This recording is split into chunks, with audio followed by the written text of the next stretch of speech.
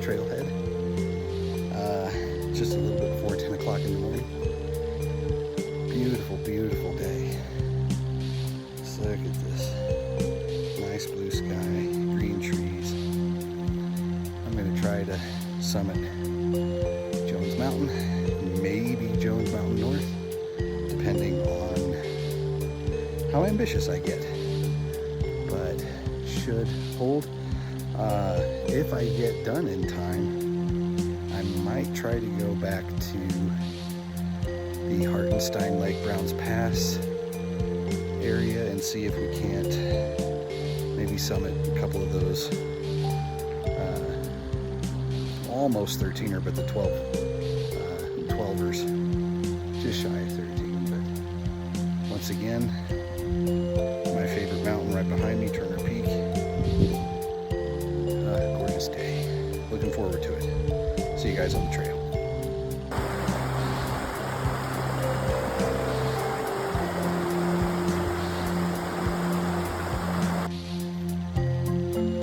It's no secret that I love being above the tree line. However, if you must see trees on a hike, you could do a lot worse.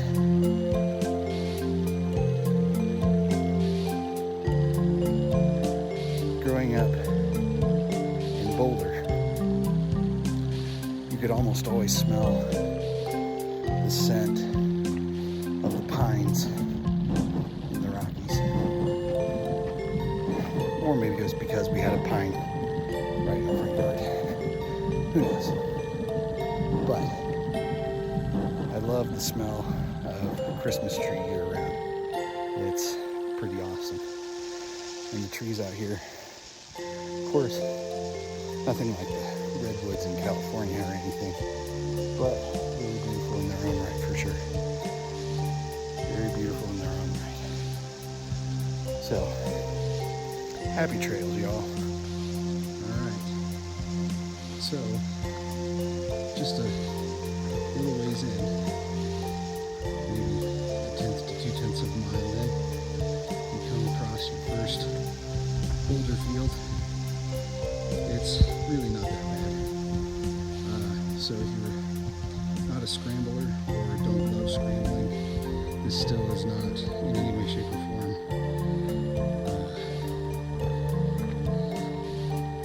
intimidating. Now, if you needed to scramble up, that would be a different story. But scrambling right across the path here, it's pretty easy to tell. Really no need for cairns. So there you go. But if you don't love scrambling, this is actually a good way to semi-get used to it. So if you enjoy scrambling, this is probably going to be, I don't know, a bit of a letdown. But of course there are a lot of spots to scramble, and hiking up to Ptarmigan Lake, I don't think would be on your bucket list of top scrambling spots, if that's what you're into. But in any case, not a bad way to at least get used to traversing some small rocks. So, there you go. There's another one, a little up the ways. I'll show you guys that one when we get to it. But in any case, once again, happy trails.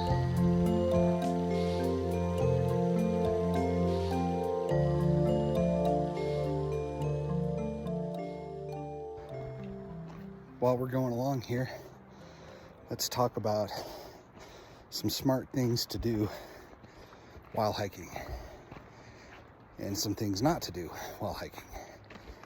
First and foremost, the goal, especially if you're trying to summit a mountain, is to get back down safely. So know your limits, know what you're comfortable doing, do your research on what kinds of mountains might be for you, what kinds of trails might be for you, especially if you don't necessarily want to summit peaks, but you want to get on some trails, maybe perhaps like this Ptarmigan Lake trail, not necessarily a mountain trail, well, trail up a mountain, but a trail with some incline to a lake, very similar to the Hartenstein Lake Trail. But in any case, know your limits. Secondly, understand the weather. First things first, let's see. There's Mount Yale right there in the background. Very cool. Don't push yourself past your limits. If you're getting spooked by inclement weather, it's probably smart for you to turn around, even if other people are not. Always better to be safe than sorry. This actually happened to me yesterday on Mount Yale. I got up to 13,000 and some dark clouds were forming, and you could even see rain off on what looked like Chavano and Antero. Didn't see any lightning, thankfully, but it was looking like it was going to form right up over Yale. And so I decided to turn around, and then on the way down it was nothing but sun. The weather never formed. But I knew that if it did form, being up on the summit in a lightning storm is nowhere near where you want to be. So if you're not comfortable, it's always best to turn around. Okay? Secondly, if you're winded or feeling really thirsty, do not hesitate to pause, take a quick break, maybe get a little food or get a little water. Always take enough water. I never go without 64 ounces minimum. Right now I've got 64 ounces of water and 32 ounces of Powerade, even though this is a relatively short hike. The hike up Mount Jones might be a little grueling. And if it's clear enough, if the weather holds, I'll probably just spend a little bit of time on the summit, maybe have a picnic. For me personally, I like Pringles. They give you a little bit of sustenance, but also some salt to help with electrolyte balance. I also like the Slim Jim beef jerky and cheese. Give you some protein. And I also like protein shakes. So whatever snack works for you, but make sure that you have food in general, and if possible, make sure it has some protein in it. But yeah, anytime, the point of all of that is don't rush, especially if you're not fully acclimated to your area. Don't rush your hike. Don't feel like, oh man, I gotta get there. It's really tempting to do that. But then if you're not in super good shape, or you're not a trail runner, or you don't hike regularly, you're going to potentially, well, a lot of different things, but you could get heat exhaustion, you could just get overall exhaustion, you can get dehydrated, you can get altitude sickness, any number of things that can be detrimental to you getting back safely to your car and in the kind of state of mind that is desirable to operate one. Not getting dizzy, drowsy, sleepy, etc. in danger of passing out. So always make sure that you know your limits. If you feel winded, just take a quick break, get a little water, get a little fluid, maybe get a little protein.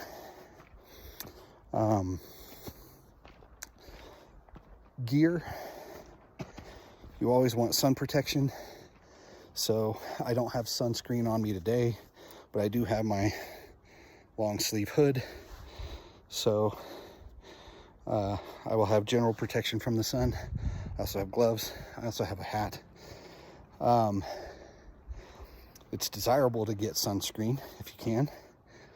But if you have long clothes and ways to shade yourself, that's fine too, but you at least want to have something. I also have, I don't know if you can see,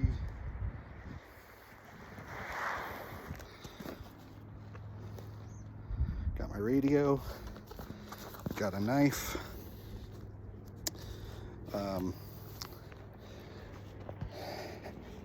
toilet paper in a bag, poncho, plastic bag. So the plastic bag is to wrap my phone in if it were to rain hard, and you don't want your phone to get wet. So in the threat of rain, I turn my phone off, wrap it in that plastic bag, and give it some protection from the moisture. Even though my bag is, my backpack bag is fairly water resistant, in a really heavy storm, one never knows. And the heavy storms can crop up anywhere, anytime. So you always want to be prepared. Also have hiking sticks and gloves so that, particularly on the way down, it's very easy oftentimes to slip, trip. Did that descending Mount Elbert on a steep section, and got a little gravel in my hand. Able to pick it out easily enough, but I wasn't wearing gloves at the time, so lesson learned. So yeah, first aid kit, bandages, gauze bandages, ace bandages. I also wear knee braces to support my knees.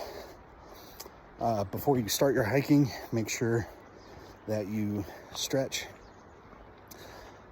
Drink a lot of water the night before, some water the morning of to help stay hydrated, and be smart, right? Respect nature, leave no trace. Colorado is big on the leave no trace principle, which is good. We need that. But yeah, do your homework, know the rules of where you're hiking. Generally in Colorado, even though there are some places you can go off trail, in general they want you to stay on trail. There's a lot of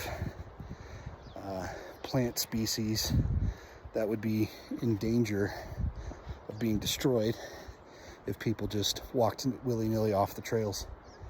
So be respectful. All right, we'll see you soon.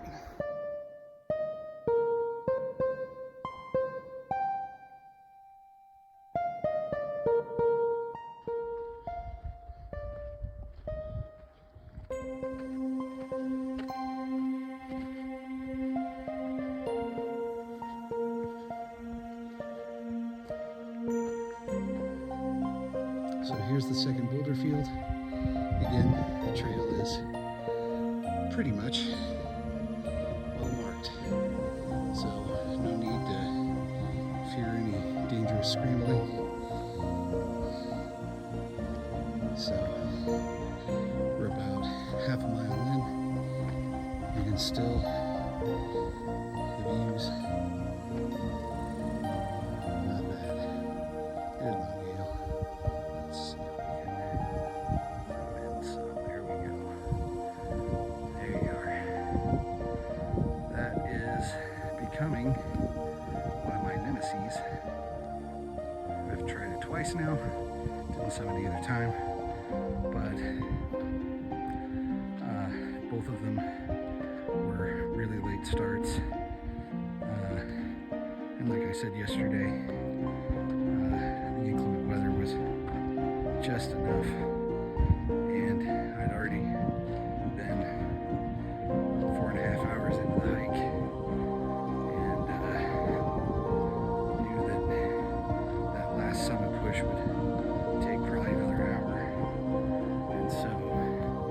descending one way or the other in either bad weather or nearing sunset is not necessarily a desirable thing. Oh, which brings me to another piece of gear. Always have a flashlight on you, even on a day like today when you don't plan on being out for more than a few hours. Never a bad thing to have that flashlight in case of an emergency.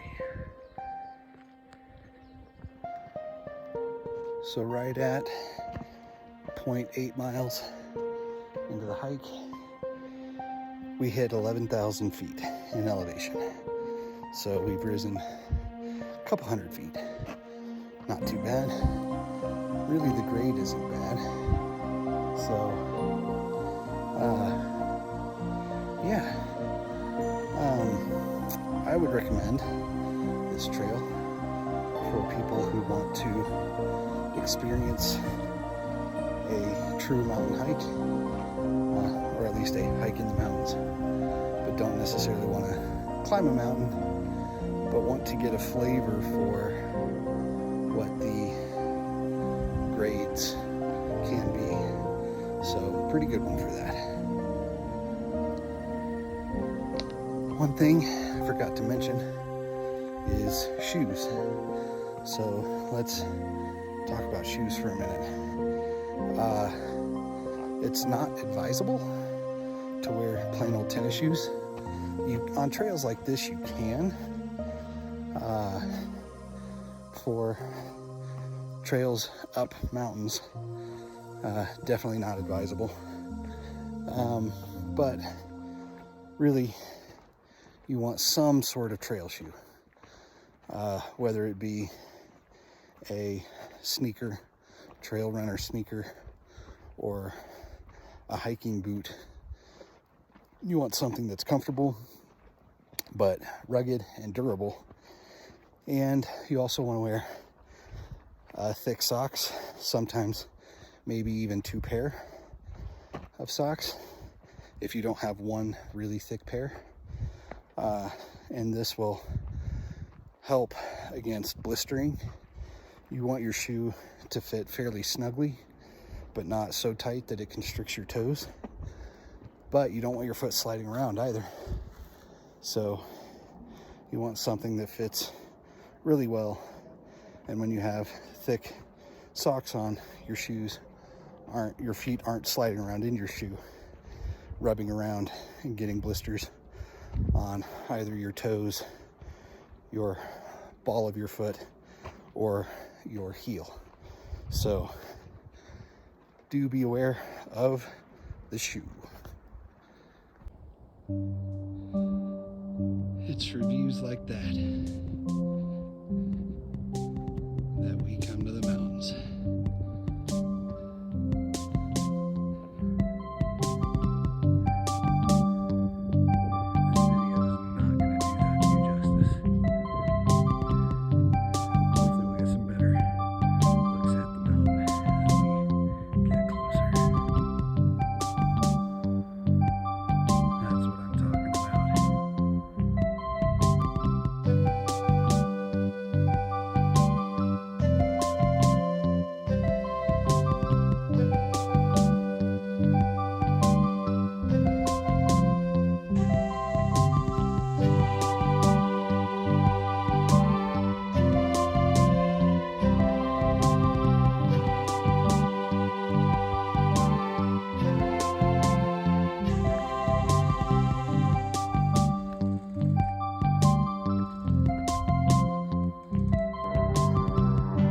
Something else I just thought of.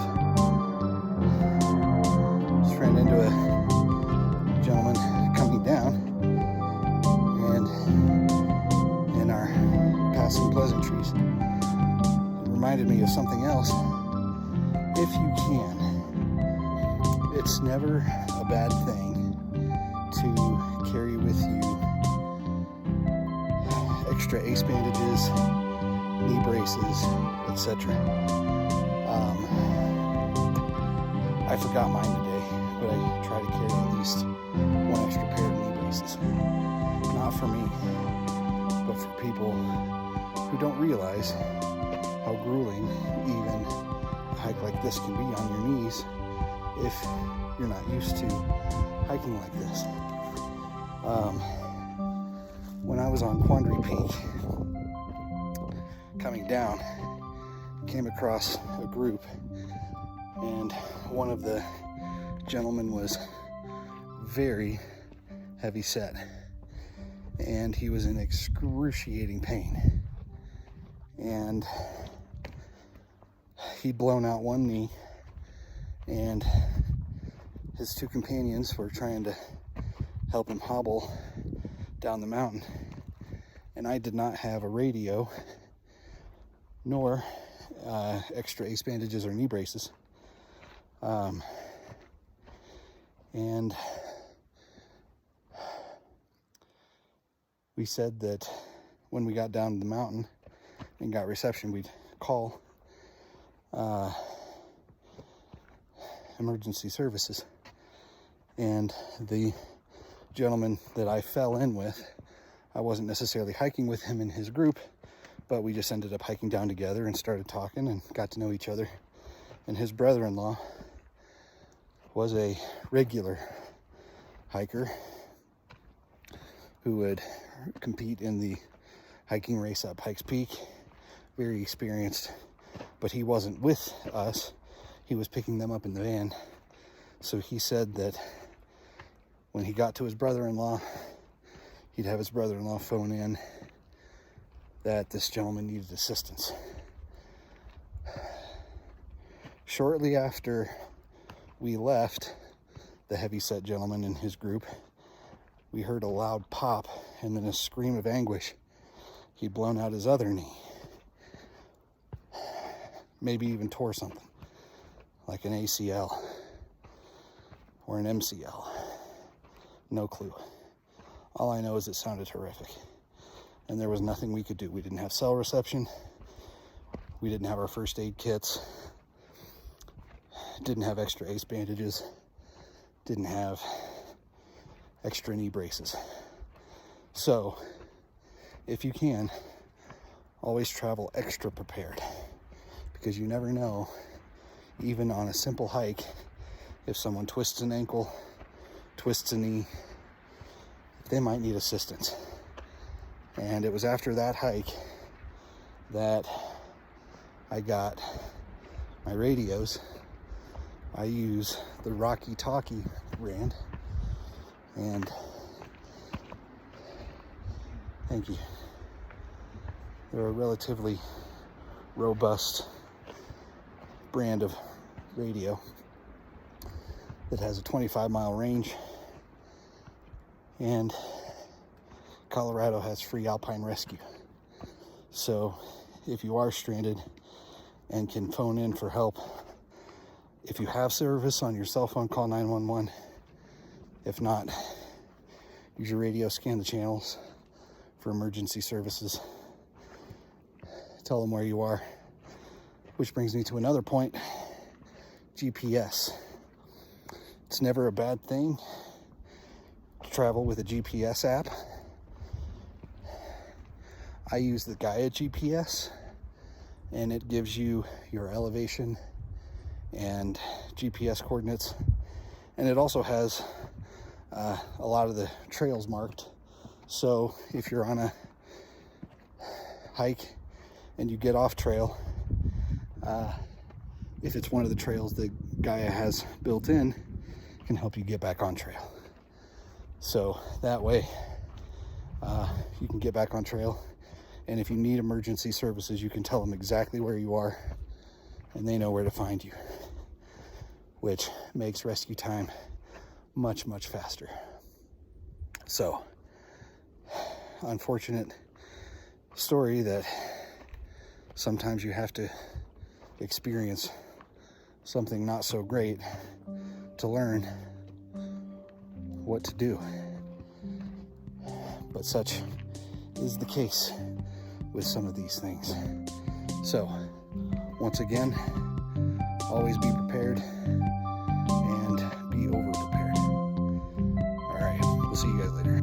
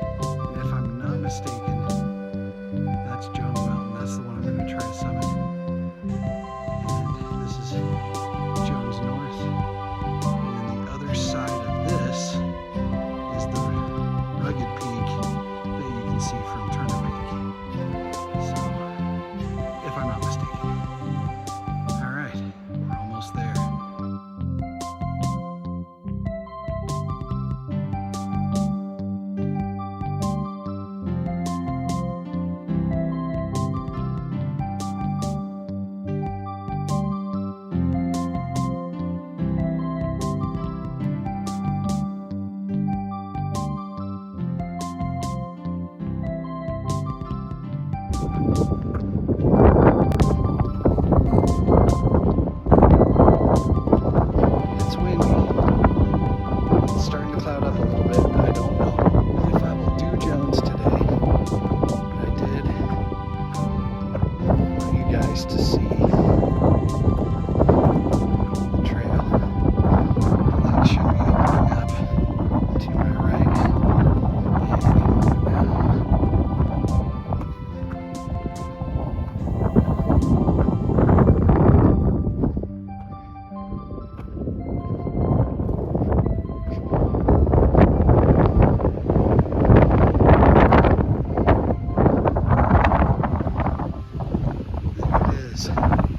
Ptarmigan Lake. Let's see if we keep getting around these bushes here.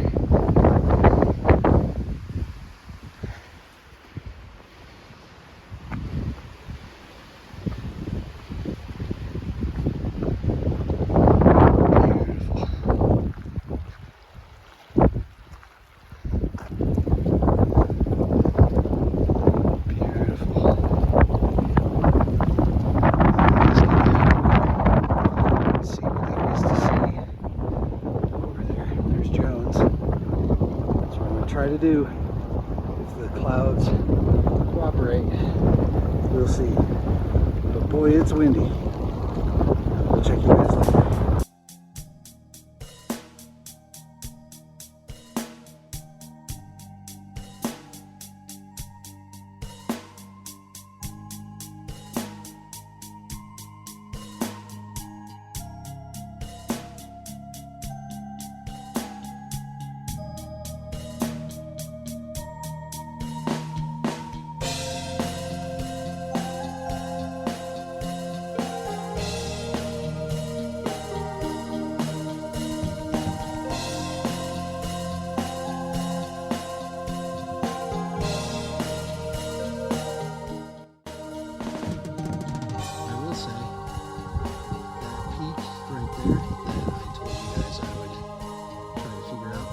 Think is named Gladstone Ridge.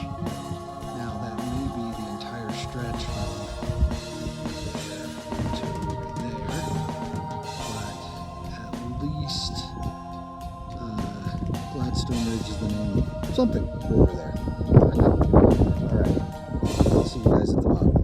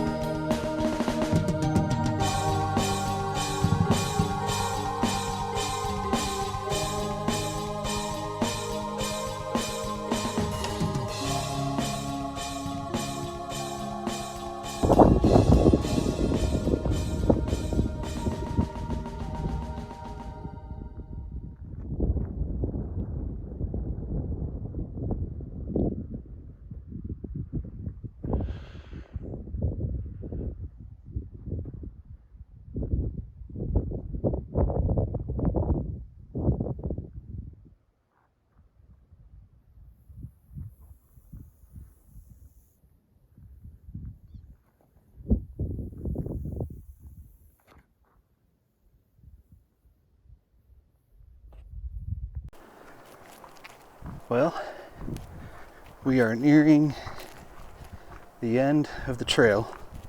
Less than a quarter mile to go, I think. And just wanted to check in with you all again. Let you guys know I got down okay.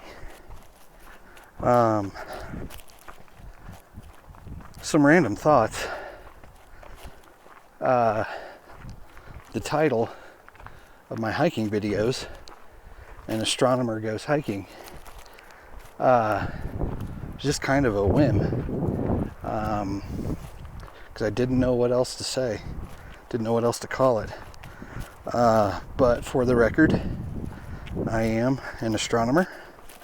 I teach physics and astronomy for various institutions, and I am finishing my PhD, hopefully within a year or two, through the University of Louisville.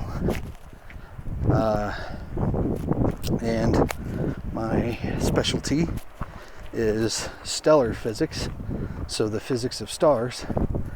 And currently, my advisor and I are using data from NASA's TESS satellite, the Transiting Exoplanet Survey satellite, which specializes in exoplanets, but due to the nature of the telescope, is really good at doing stellar physics too.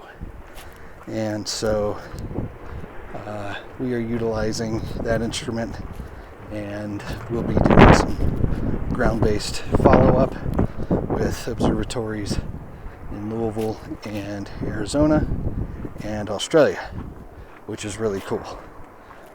There's a chance I'll get to go to Australia as part of a research venture, maybe in a year, especially now that COVID restrictions are more or less lifted across most parts of the globe. So that'd be really fun. But guys, I still cannot tell you how beautiful it is up here. If I could live the van life and find coffee shops to do my research and write my papers in the late afternoon and early evenings, and hike in the morning pretty much every day, I would do it in a heartbeat. In a heartbeat. An interesting thought I had while walking down. Being an astronomer, I'm a sucker for flat earth debates on YouTube, and there's a channel, Modern Day Debate, that often hosts flat versus globe earth debates. And I mean, on the one hand, the mantra of the flat earth movement is see with your own eyes, investigate everything for yourself. And on the face of it, that's a really good rule. It's a really good rule to follow. But there's a problem with that, in that science has moved beyond tabletop physics and tabletop science, where most people can do simple experiments and show things for themselves that we haven't already shown. So our modern high-end telescopes like Hubble, the James Webb, Kepler, which is defunct now, but was a rock star for a few years. Now TESS, which is a rock star. Chandra, the VLA, the Very Large Array in New Mexico. I mean, just observatories all around the world, particle accelerators all around the world, research labs all around the world. It's not tabletop science anymore. And a lot of it is counterintuitive, but we know it's true insofar as it works and gives us usable results. Nobody's intuition, just by studying the world at the macroscopic tabletop level, would think to come up with quantum mechanics. This whole idea that a particle, like a proton or an electron, is best described by a wave function, meaning it has some wave properties to it. Nobody's intuition would have thought of that. And the only reason we went there is because our experiments forced us to. but again, not with tabletop physics. And so it's really interesting to me, the rhetoric that the flat earth people use.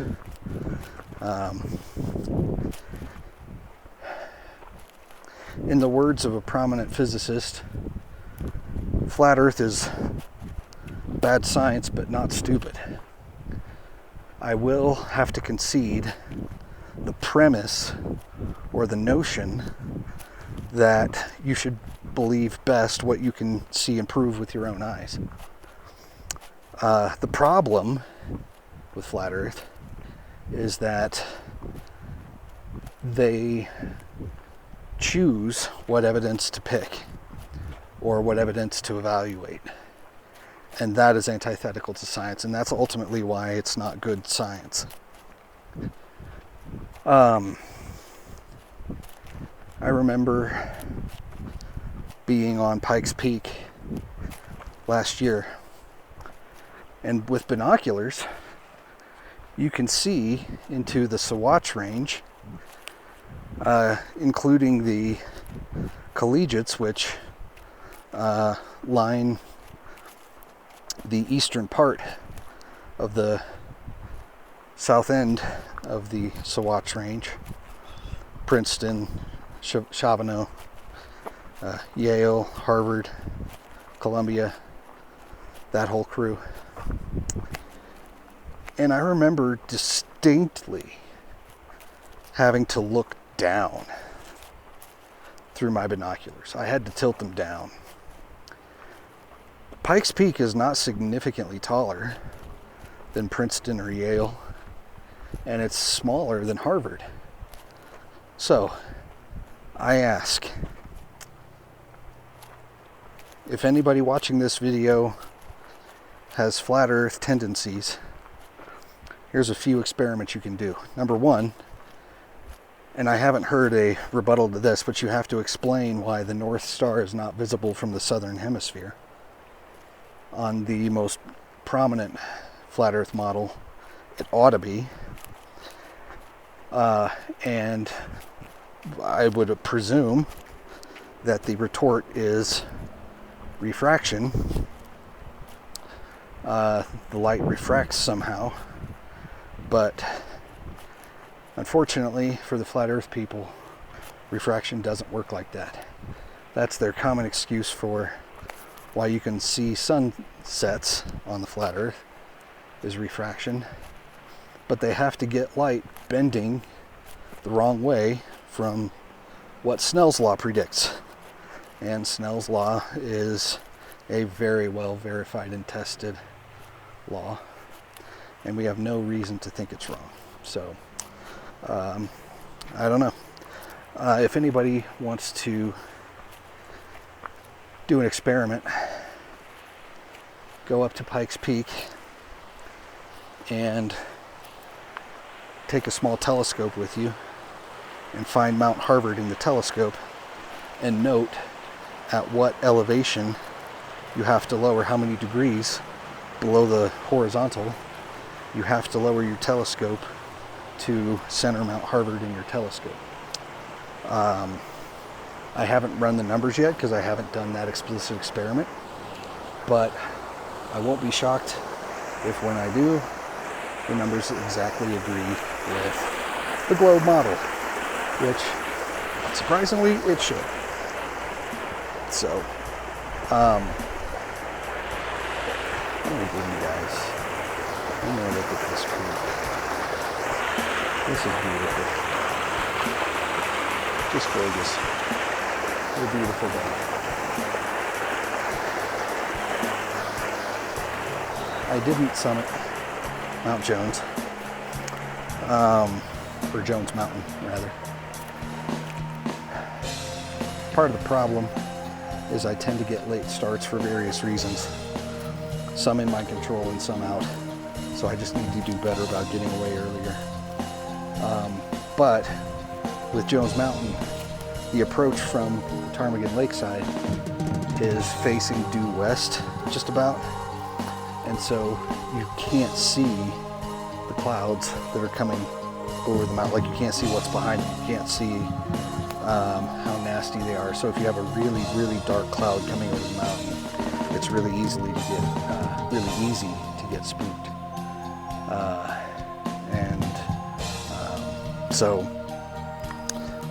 But hopefully next time I try it, and much earlier start will negate any necessity for that. So we'll see. But I am back. I don't know if you'll be able to see them, but there are cars up there. So back at the trailhead.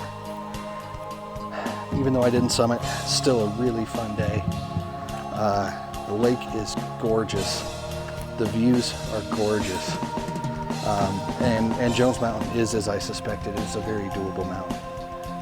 I just need a stretch of really clear weather and good time. So almost 10 miles, at least according to GPS. I really don't, not GPS, but my health app. I really don't know how accurate that is. Let's